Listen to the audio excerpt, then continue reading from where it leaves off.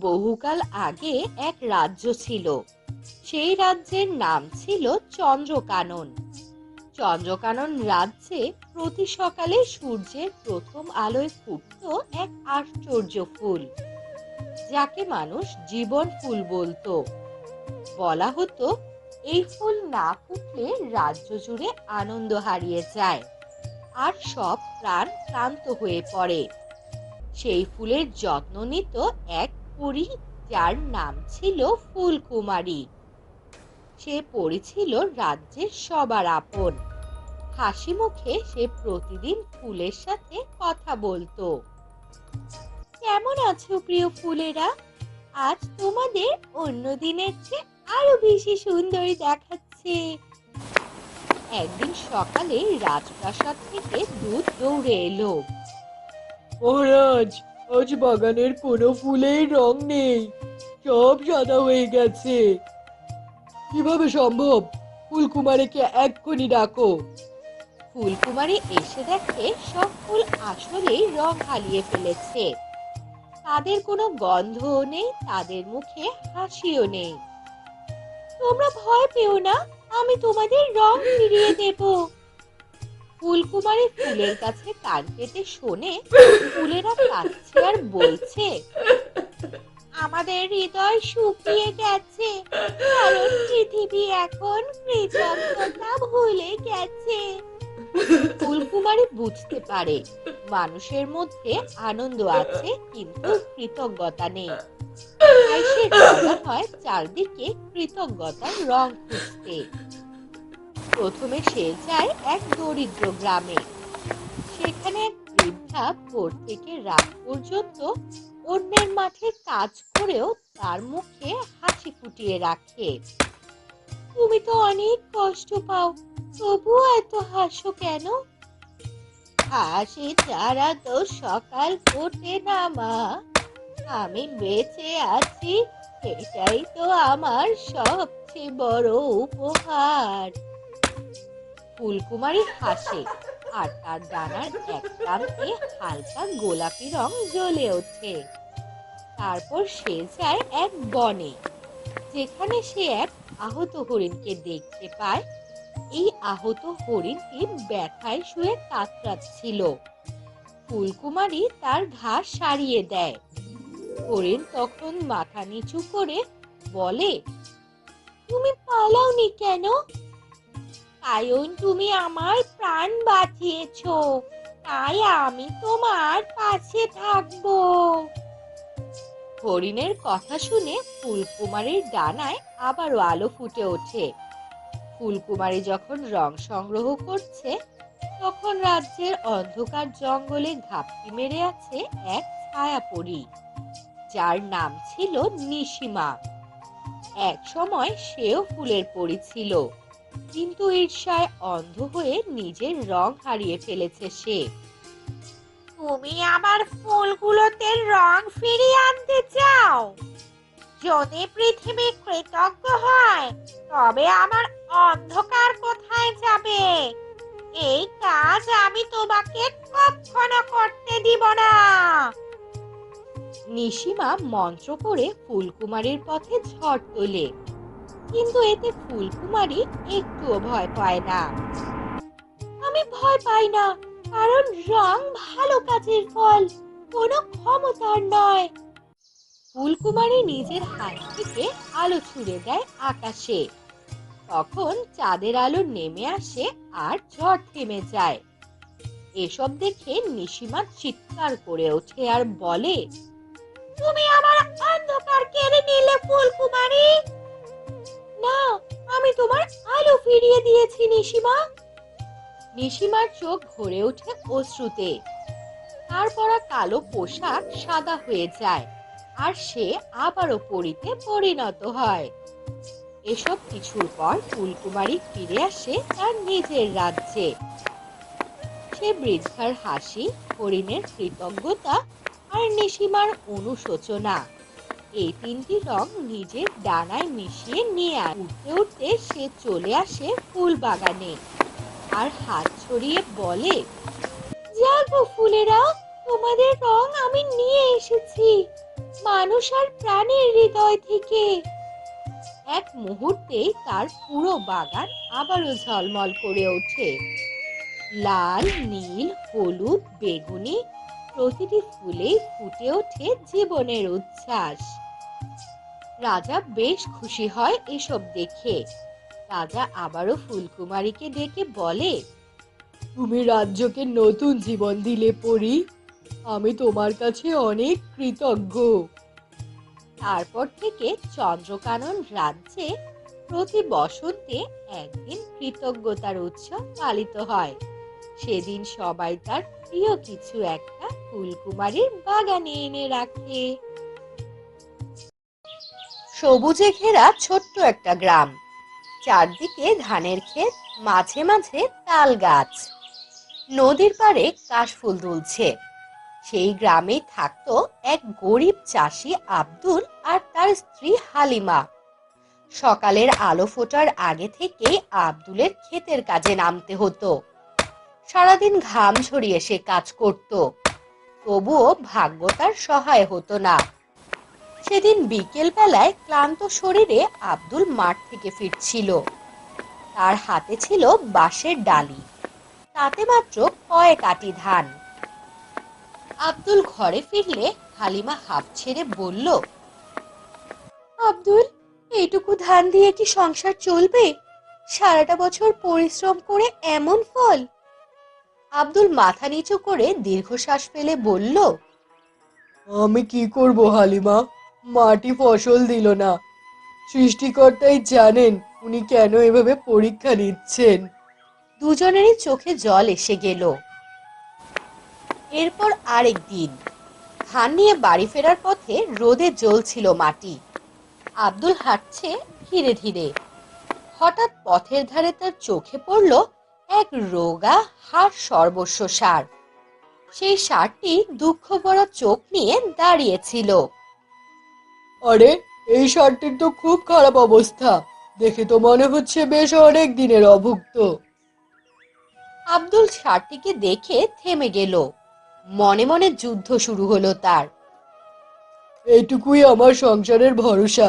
যদি এইটুকু ষাঁড়কে দিয়ে দেই তবে আমরা খালি পেটে থাকবো, কিন্তু এর কষ্টও তো আমি দেখতে পারছি না। আব্দুল আর কিছু না ভেবে সেই ডালির ধানগুলো ষাঁড়ের সামনে রেখে দিল। নাও ভাই, তুমিই খাও, আমি খালি হাতে বাড়ি ফিরি। ষাঁড় ক্ষুধার্ত প্রাণের মতো ধান খেতে লাগলো। আব্দুল শূন্য হাতে হাঁটতে লাগলো। অল্প কিছু দূর যেতেই রাস্তার ধারে এক বৃদ্ধকে দেখা গেল। সে ঠোঁট শুকনো, দম বন্ধ হয়ে প্রায় মারাই যাচ্ছিল। বৃদ্ধ কাঁপা কাঁপা গলায় বলল, বাবা, একটু পানি, একটু পানি না পেলে আমি শেষ হয়ে যাব। আমাকে একটু পানি দাও বাবা। আব্দুল থেমে গেল। তার কলসিতে ছিল শেষ ফোঁটা পানি। সে নিজের মনে বলল, এই ফোঁটা যদি দিই আমি নিজে তৃষ্ণায় কষ্ট পাবো, কিন্তু মানুষটাকে তো আমি মরতে দিতে পারি না। যাই, বৃদ্ধকে পানিটুকু দিয়ে দেই। সে কলসির পানি বৃদ্ধের ঠোঁটে ঢেলে দিল। বৃদ্ধ তা পান করতেই শরীরে প্রাণ ফিরে এলো। হঠাৎ আশ্চর্য রকম ভাবে বৃদ্ধের চেহারা পাল্টাতে শুরু করলো। সাদা দাড়ি চুল বাতাসে মিলিয়ে গেল। শরীর থেকে আলো ঝলমল করতে লাগলো। আব্দুল অবাক হয়ে দেখলো তার সামনে দাঁড়িয়ে আছে এক অপূর্ব সুন্দর পরী। পরী মৃদু হেসে বলল,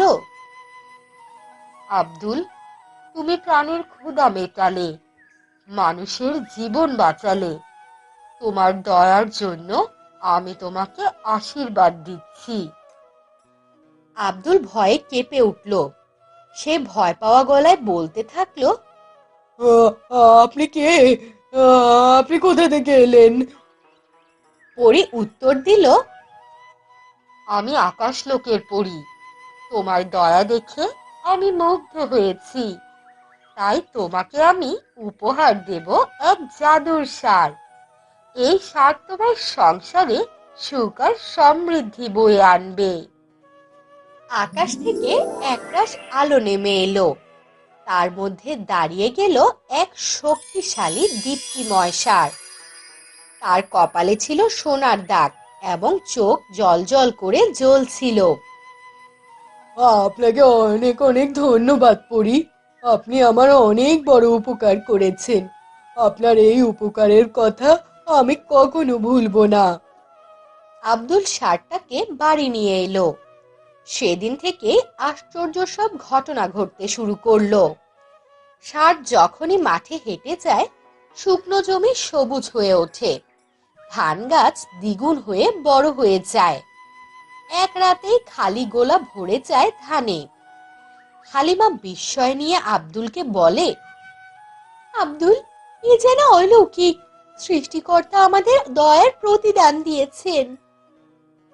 ষাঁড়টাকে তারা নিজের সন্তানের মতো যত্ন নিতে লাগলো। প্রতিদিন সকালবেলা হালিমা তার গলায় মালা পরিয়ে দিত, আব্দুল খাওয়াতো দুধ ভাত। ধীরে ধীরে গ্রামের মানুষ খেয়াল করলো আব্দুলের ঘরে অভাব নেই, খেতে সোনালী ধান এবং তার ঘরেও অনেক খুশি। গ্রামের ধনী লোক হাসেম এসব দেখে বেশ হিংসায় জ্বলতো। সে একদিন বন্ধু আব্দুলের কাছে এসে বলল, বন্ধু, তোমার শার্টটা আমাকে দাও, আমি তোমাকে মোটা টাকা দিব। আব্দুল হেসে জবাব দিল, না হাসেম ভাই, এই শার্ট আমার জীবনের ভরসা, আমি এটাকে বিক্রি করতে পারবো না।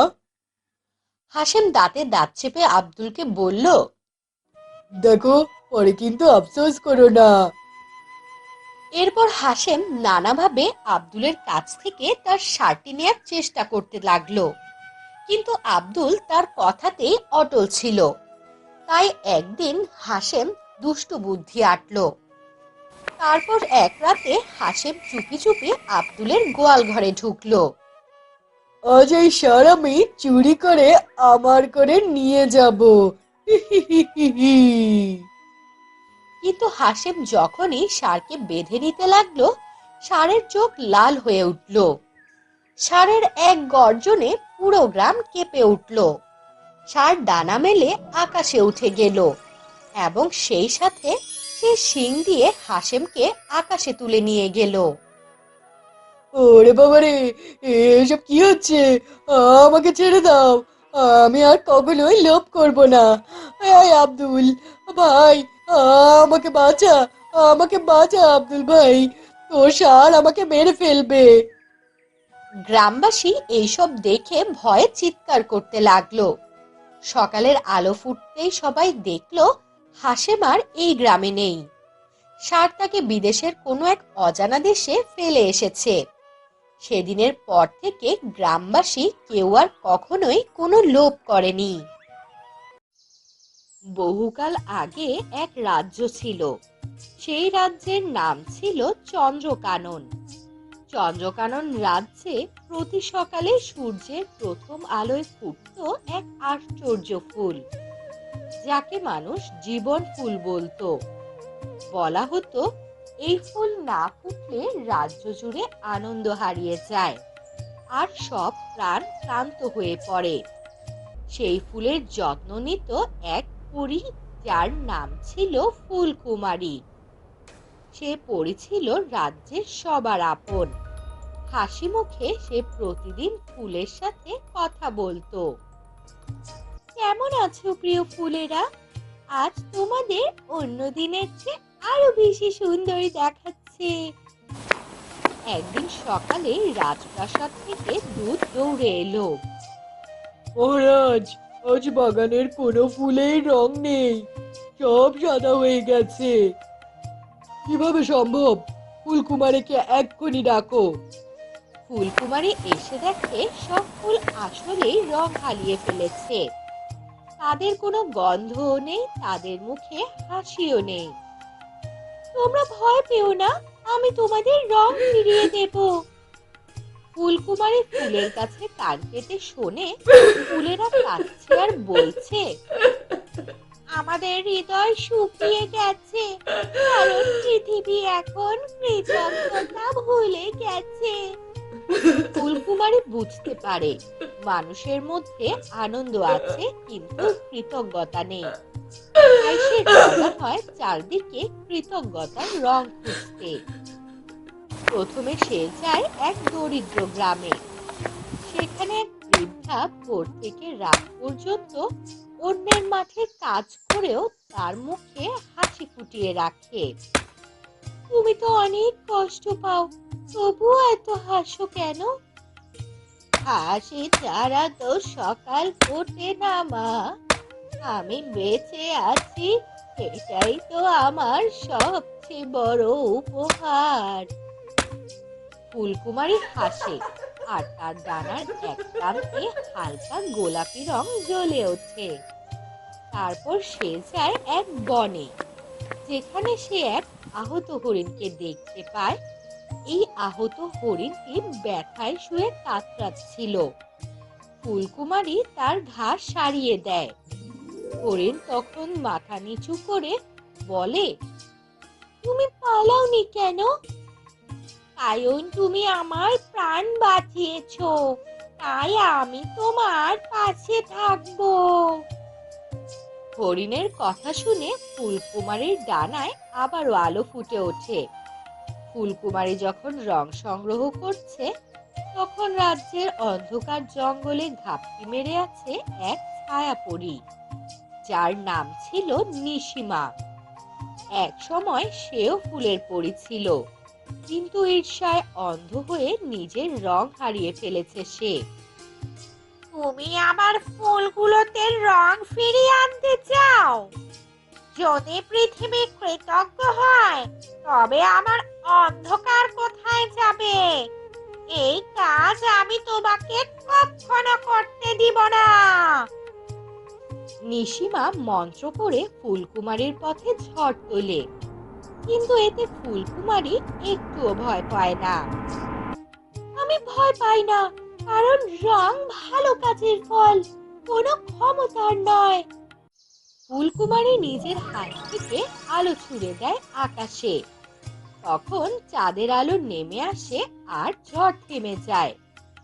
এসব দেখে নিশিমা চিৎকার করে ওঠে আর বলে, তুমি আমার অন্ধকার কেড়ে নিলে ফুলকুমারী। না, আমি তোমার আলো ফিরিয়ে দিয়েছি নিশিমা। নিশিমার চোখ ভরে ওঠে অশ্রুতে।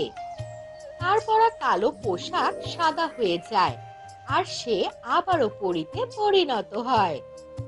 এসব কিছুর পর ফুলকুমারী ফিরে আসে তার নিজের রাজ্যে।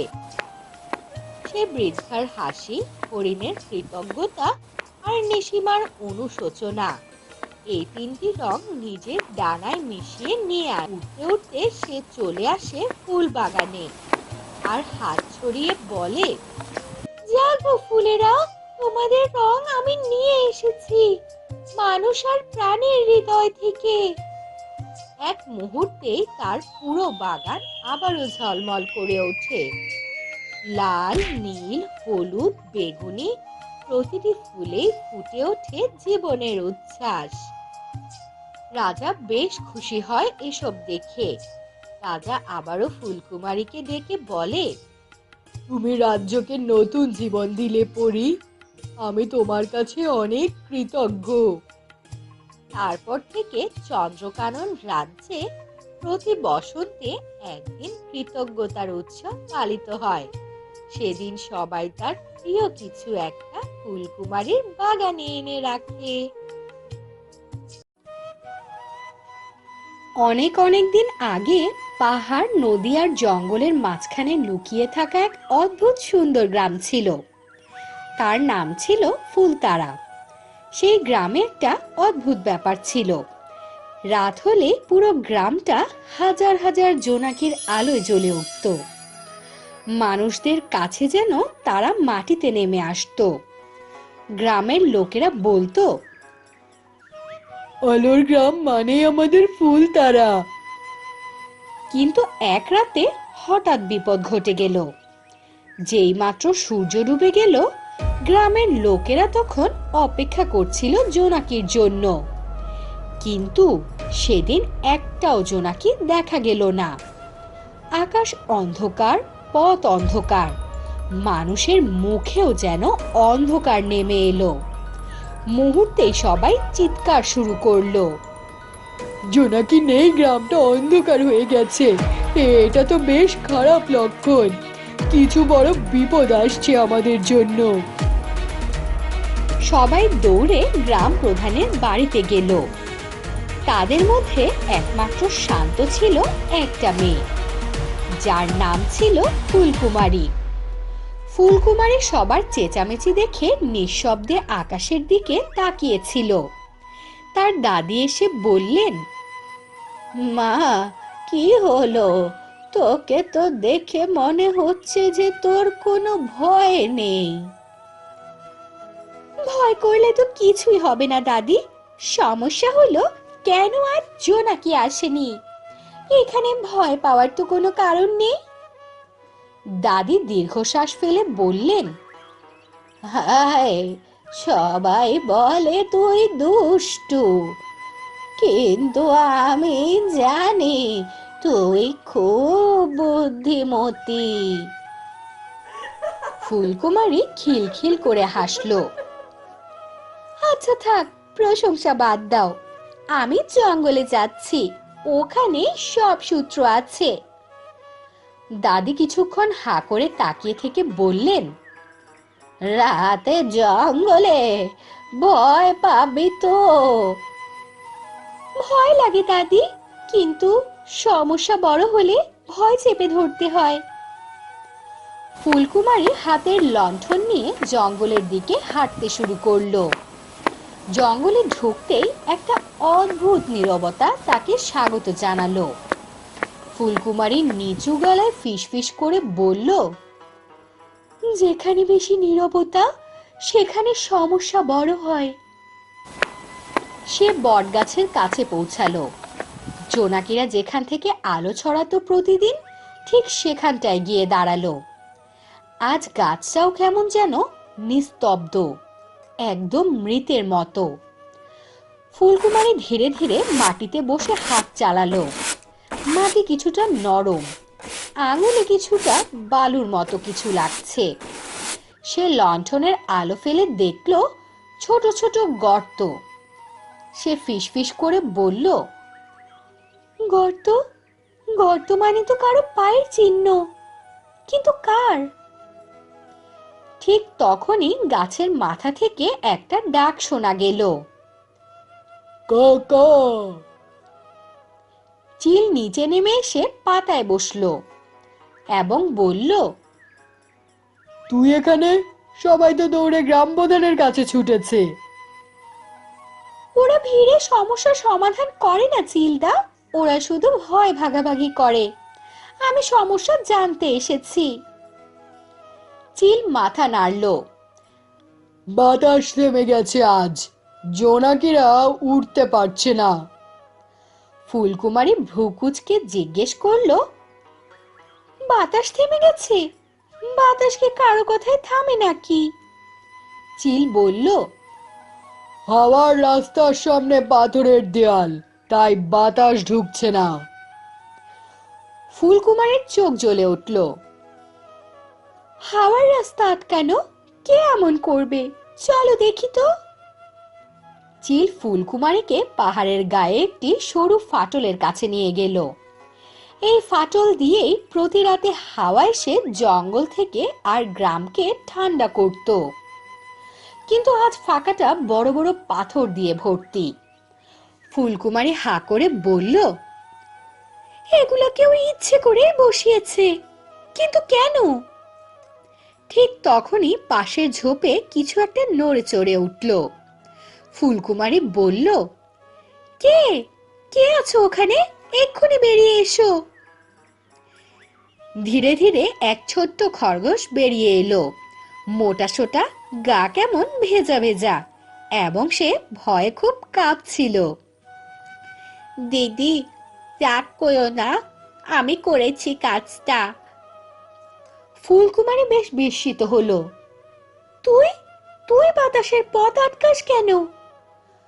খরগোশ মাথা নিচু করে বলল, হাওয়া আসলেই আমার বাসা উড়ে যায়, আমি ভয় পাই, আমি তাই ভয়ে ভেতরে পাথর ঢুকিয়ে রেখেছিলাম। ফুলকুমারী খুব নরম গলায় বলল, তুই ভয়ে এই কাজ করেছিস? খারাপ উদ্দেশ্যে না, কিন্তু এত বড় রাস্তা বন্ধ করলে পুরো গ্রাম তো অন্ধকারে ডুবে যায়।